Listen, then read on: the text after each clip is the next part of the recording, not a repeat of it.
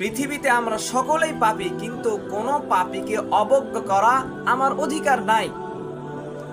কারণ পাপকে ঘৃণা করতে হয়, পাপীকে নয়। হযরত ঈসা আলাইহিস সালামের একটি ঘটনা আছে। একদিন ঈসা আলাইহিস সালাম রাস্তায় চলছিলেন, পথে এক ব্যক্তির সাথে দেখা, যে ব্যক্তি বিভিন্ন পাপ কাজের মধ্যে লিপ্ত ছিল। তখন ঈসা আলাইহিস সালাম তাকে বললেন, তুমি আল্লাহ তাআলার কাছে কি চাও?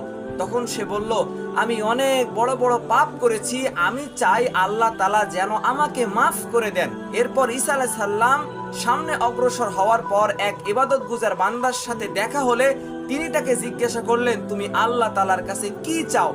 তখন সে বলল, আমি চাই যেন ওই পাপীর সাথে, ওই যে পাপী, ওই পাপীর সাথে যেন আমার হাসর না হয়। তখন আল্লাহ তাআলা তাদের উভয়ের দোয়া কবুল করলেন এবং ঈসা আলাইহিস সালামকে জানিয়ে দিলেন, ওই যে গুনাহগার ব্যক্তি যে আমার কাছে মাফ চেয়েছিল, তার গুনাহগুলোকে আমি নেকি দ্বারা বদলিয়ে দিলাম এবং তার জন্য আমি জান্নাতের ফয়সালা করে দিলাম। এবং ওই ইবাদতগুজার ব্যক্তি যে চেয়েছিল যে ওই পাপীর সাথে যেন তার হাসর না হয়, যেহেতু ওই পাপীকে আমি মাফ করে দিয়েছি, তার জন্য জান্নাতকে বরাদ্দ করে দিয়েছি, তো ওই পাপী ব্যক্তি যেহেতু জান্নাতে যাবে, তাহলে আমি তাকে জান্নাতে না দিয়ে এই ইবাদতগুজার বান্দাকে জাহান্নামে পাঠিয়ে দিব।